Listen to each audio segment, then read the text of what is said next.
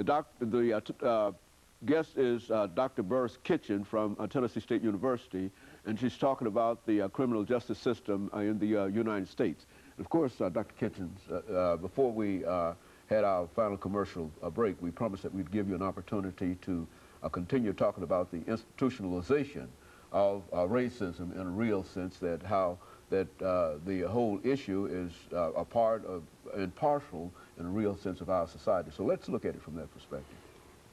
Well, where I kind of left off was the fact that all of a sudden the civil rights legislation was passed, and there are new freedoms for African Americans and other oppressed members of our society.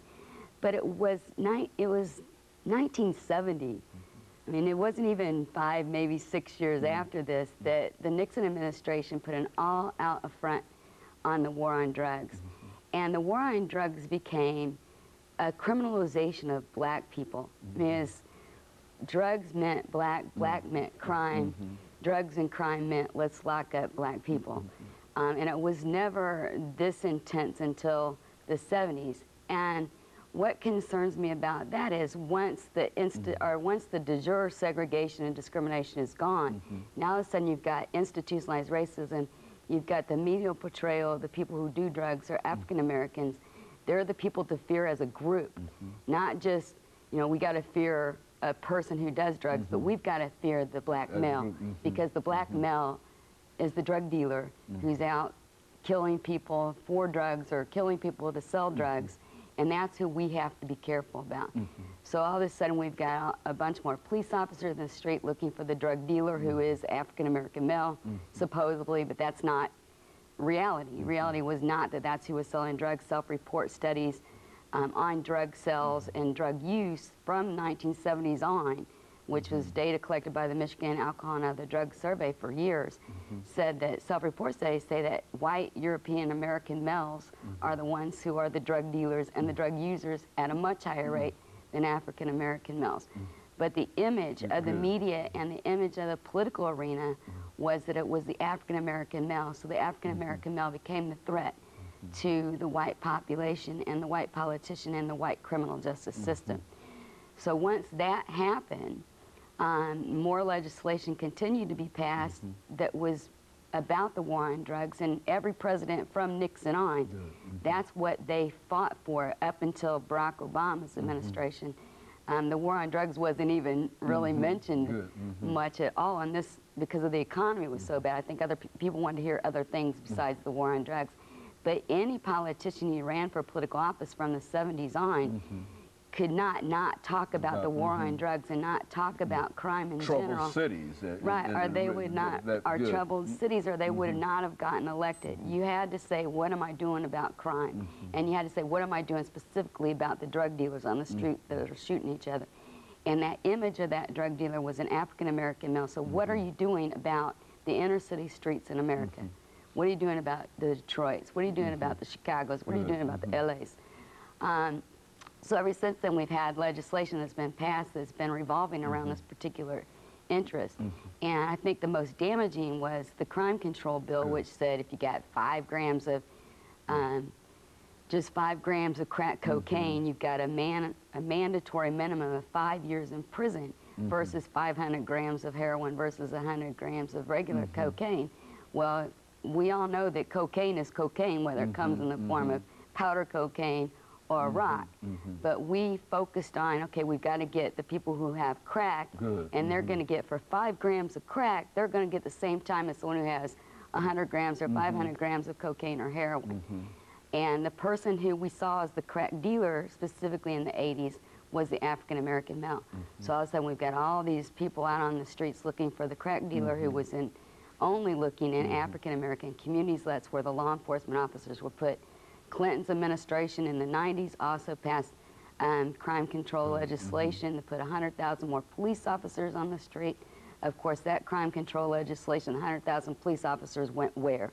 Did that ever materialize? Did they ever, what was the purpose behind all of that? They wanted more police officers on the street to fight this war on drugs, and they got their 100,000 more police officers, and there were 100,000 more police officers put on the streets, and those police officers were put in primarily minority communities to look for drug users and drug dealers, and they found them. So from there, what I wanted to look at is from 65, where we stopped basically before we started talking about what happened once freedoms were given that had been deserved and fought for so many years. Once those freedoms were given, all of a sudden you see the arrest rates of African Americans had remained at about 25%, anywhere between 25 and 30% from 1934, when the UCR started collecting arrest rate data. From 1934 until about 1966, arrest rates remained at about 25 to 30% for African Americans. And their prison population was at about 25 to 30%. So it matched the arrest population. Well, from the middle 60s on, what happened is you still have an arrest rate of African Americans that runs between 25 and 30% on a given year, but yet their prison population is made up 65 to 70% of our prison population is African American now. And if you look at the federal prisons and people who are in federal prisons for non-violent drug offenders, it's 85% of non-violent drug offenders that are in federal prisons are African Americans. And this is because this war on drugs, and what my concern is because of the whole issue of privatization of prison as well. Speak to that. Coming right alongside of this, okay, we're arresting all the drug dealers, and of course the drug dealers an African American, which we know they're not, and they're not arrested at any more, you know, they're looking for the African American drug dealer, but they still can't find them, right? Because they're still only having their arrest rate at 25 to 30%, but they've got all these police officers looking for them. They can't find them. So obviously that's not who's dealing drugs and not who's using them. But then at the same time, you've got these disparities in arrest versus the incarceration rates, which it should be like this, but it's not. You've got privatization of prison. So you've got all these prisons opening up, and one in particular is opening up in or has opened up just in northern Virginia that used to be one of the largest slave plantations back in the 1800s in the United States. And they're taking all the prisoners from Washington, D.C., which primarily it's going to be about 90% African American, and putting them in that prison in Virginia, which used to be slave plantation land.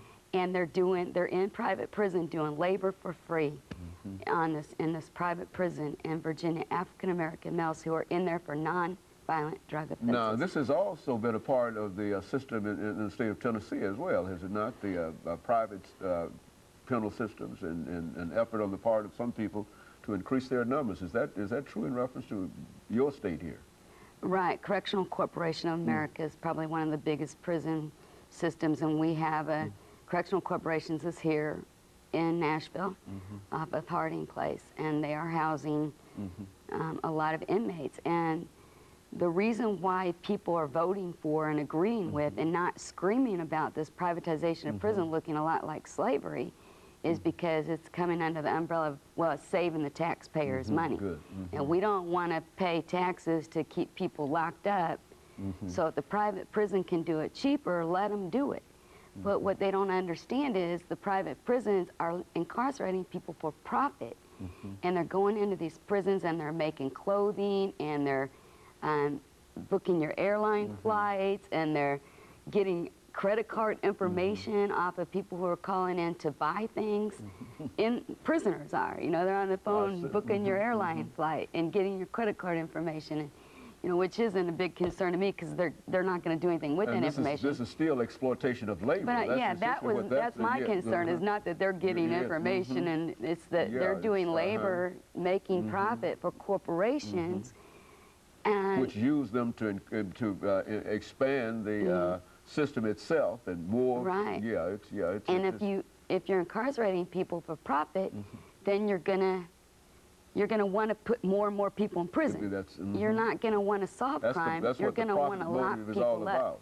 Right. Yes. Very good. And of course, we're nearing the end of this second segment here, Dr. Burris Kitchen. And when we come back, we want to talk about some other aspects of overpopulation and overrepresentation of Africans and not only Africans, but as you indicate, people of color in the criminal justice system. And I think that we can really say from what you've already said in reference to it is that we are ripe for reform. If there was ever any kind of reform that could be a part of the system, certainly this would be the time that we could deal with the kind of reform that is necessary. And so when we come back, we want you to deal with some of those issues. And we'll be back with our audience following this very, very short commercial break.